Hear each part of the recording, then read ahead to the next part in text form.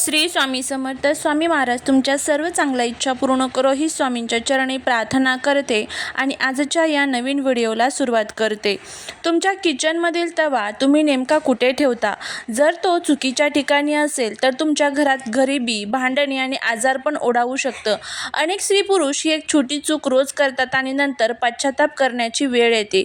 आजच्या व्हिडिओमध्ये आपण पाहणार आहोत स्वयंपाकघरात तवा कुठे ठेवावा आणि किचनचे ते 10 महत्त्वाचे नियम जे तुमचं नशीब बदलू शकतात.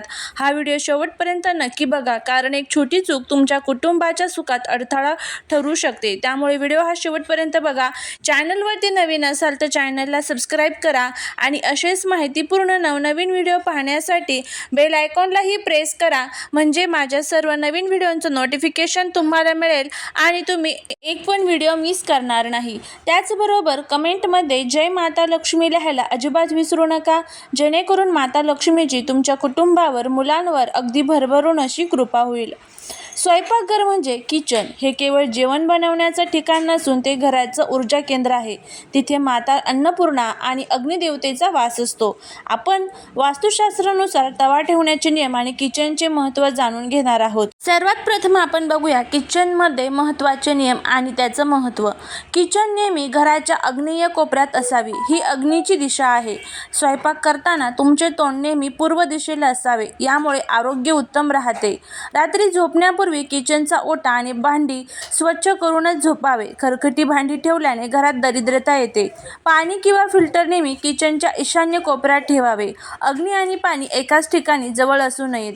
पहिली पोळी नेहमी गाईसाठी काढावी, यामुळे घरात कधीही अन्नाची कमतरता भासत नाही. वास्तुशास्त्रानुसार स्वयंपाकघरात रंगांची निवड खूप महत्त्वाची असते.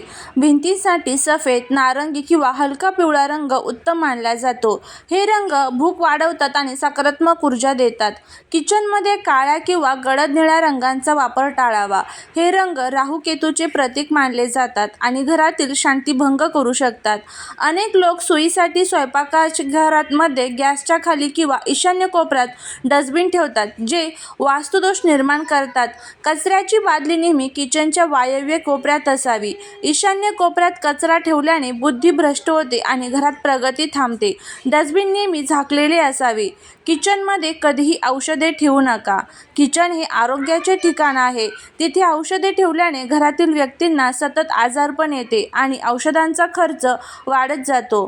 चाकू, कात्री किंवा सुरी यासारख्या अणकुचीदार वस्तू कधीही भिंतीवर लटकवून ठेवू नका किंवा उघड्यावर ठेवू नका. उघड्यावर ठेवलेले चाकू घरातील सदस्यांमध्ये कटुता आणि भांडणे निर्माण करतात. ते नेहमी ड्रॉवरमध्ये किंवा झाकून ठेवावेत. किचनमध्ये झाडू कधीही उभा ठेवू नका किंवा अशा ठिकाणी ठेवू नका जिथे अन्न शिजवले जाते. झाडू हा लक्ष्मी मानला जातो, पण तो अन्नाच्या संपर्कात किंवा समोर असल्यास अन्नाचा अपमान होतो असे मानले जाते. तो नेहमी लपवून ठेवावा. जर एखादा कप, प्लेट किंवा भांडे थोडे जरी तडा गेलेले असेल तर ते लगेच बाहेर काढा. फुटलेली भांडी वापरल्याने घरामध्ये दरिद्रता येते आणि मानसिक तणाव वाढतो. तांदूळ, गहू किंवा इतर जड धान्य नेहमी किचनच्या दक्षिण किंवा पश्चिम दिशेला ठेवावे. जड वस्तू या दिशांना ठेवल्याने घराचा डोलारा स्थिर राहतो आणि अन्नाची कधीही कमतरता भासत नाही. दर गुरुवारी किंवा शनिवारी किचनचा ओटा पुसताना पाण्यात थोडे खडे मीठ टाका. यामुळे किचनमधील सर्व नकारात्मक ऊर्जा निघून जाते आणि घरामध्ये सुख समृद्धी येते. आपल्या भारतीय संस्कृतीत आणि वास्तुशास्त्रात अन्नपूर्णा देवीला साक्षात ब्रह्मांडाची माता आणि पोशिंदी मानली जाते. स्वयंपाकघरात अन्नपूर्णा देवीचे अस्तित्व असणे म्हणजे केवळ पोट भरणे नव्हे, तर घरामध्ये समाधान आणि समृद्धी टिकवून ठेवणे होय.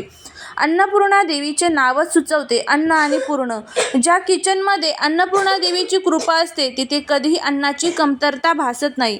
कधीच अचानक पाहुणे आले तरी कमी साहित्य सर्वांचे पोट भरेल इतकी बरकत अन्नाला प्राप्त होते. स्वयंपाक करताना जर अन्नपूर्णा देवीचे स्मरण केले तर ते जेवण केवळ अन्न न राहता प्रसाद बनते. अशा अन्नामुळे घरातील सदस्यांचे विचार सात्विक होतात आणि मानसिक शांतता लाभते. जैसे अन्न वैसे मन या उक्तीप्रमाणे अन्नाचा दर्जा सुधारतो. किचनमध्ये अन्नपूर्णा देवीचा फोटो किंवा मूर्ती असल्यास तिथे नकारात्मक ऊर्जा टिकत नाही. अन्नाद्वारे होणारे आजार किंवा अन्नातून येणारा आळस दूर होऊन चैतन्य निर्माण होते. अन्नपूर्णा देवीची मूर्ती किंवा फोटो किचनच्या ईशान्य कोपऱ्यात किंवा जेथे आपण पिण्याचे पाणी ठेवतो तिथेच असावा. मूर्ती तांदळाच्या ढिगाऱ्यावर ठेवणे अतिशय शुभ मानले जाते. रोज स्वयंपाक सुरू झाल्यावर पहिली पोळी गायीसाठी किंवा देवासाठी काढावी. हे अन्नपूर्णा देवीला दिलेले आमंत्रण मानले जाते. देवी अन्नपूर्णा तिथेच वास्तव्यास असते जिथे स्वच्छता असते. रात्रीची खरकाटी भांडी सिंकमध्ये ठेवणे म्हणजे देवीचा अपमान करण्यासारखे आहे. झोपण्यापूर्वी किचन चकाचक असायला हवे. ताटात अन्न उष्टे सोडणे किंवा जास्त झालेले अन्न कचऱ्यात टाकणे यामुळे अन्नपूर्णा माता रुष्ट होते. गरज असेल तितकेच अन्न शिजवावे आणि तितकेच वाढून घ्यावे. धान्यांचे डबे म्हणजे साखर, पीठ, तांदूळ पूर्णपणे रिकामे होऊ देऊ नका. ते संपण्याआधीच पुन्हा भरून ठेवावे जेणेकरून घरातील अक्षय भांडार कायम राहील. अन्न शिजवताना कधीही रागात किंवा रडत स्वयंपाक करू नका, कारण तुमच्या हातातील ती नकारात्मक ऊर्जा उतरते. त्याऐवजी देवी अन्नपूर्णाचे नाव घेत किंवा आनंदी मनाने स्वयंपाक करा आणि मग बघा तुमच्या घराची प्रगती कशी सुरू होते. आता आपण किचनमधील जो तवा आहे तर त्याबद्दल संपूर्ण माहिती घेऊया. वास्तुशास्त्रात तव्याला केवळ एक भांडे न मानता ते राहू ग्रहाचे प्रतीक मानले जाते. म्हणूनच त्याचे महत्त्व अनन्यसाधारण आहे. वास्तुशास्त्रानुसार किचनमधील तवा हा तुमच्या घराच्या आर्थिक स्थितीशी जोडलेला असतो. तवा ज्या प्रकारे ठेवला जातो किंवा वापरला जातो त्याचा थेट परिणाम घराच्या प्रमुखाच्या उत्पन्नावर आणि नशिबावरती होतो. तवा हा लोखंडाचा असतो आणि तो अग्नीवर ठेवला जातो. शास्त्रानुसार तवा हा राहू ग्रहाचे प्रतिनिधित्व करतो. जर तवा अस्वच्छ असेल किंवा चुकीच्या पद्धतीने ठेवला असेल तर घरात राहूचा दोष निर्माण होतो, ज्यामुळे अचानक संकटे, आजारपण किंवा पैशांची चणचण भासू शकते. तवा ज्या वेळेस आपण ठेवतो तर तव्याचे महत्त्वाचे 5 नियम आहे बघा. काम नसताना तवा गॅसवर ठेवणे अशुभ मानले जाते. काम झाले की तो गॅसवरून उतरवून खाली ठेवावा. तवा गरम झाल्यावर त्यावर थोडे मीठ शिंपडावे आणि पहिली छोटी पोळी काढून ती गायी किंवा कुत्र्याला द्यावी. यामुळे घरातील पितृदोष आणि वास्तुदोष दूर होतात असे मानले जाते. रात्री झोपण्यापूर्वी तवा स्वच्छ धुवूनच ठेवावा. अनेक लोक रात्रीचा तवा सकाळी धुतात, पण यामुळे घरात नकारात्मक ऊर्जा वाढते आणि गरिबी येते.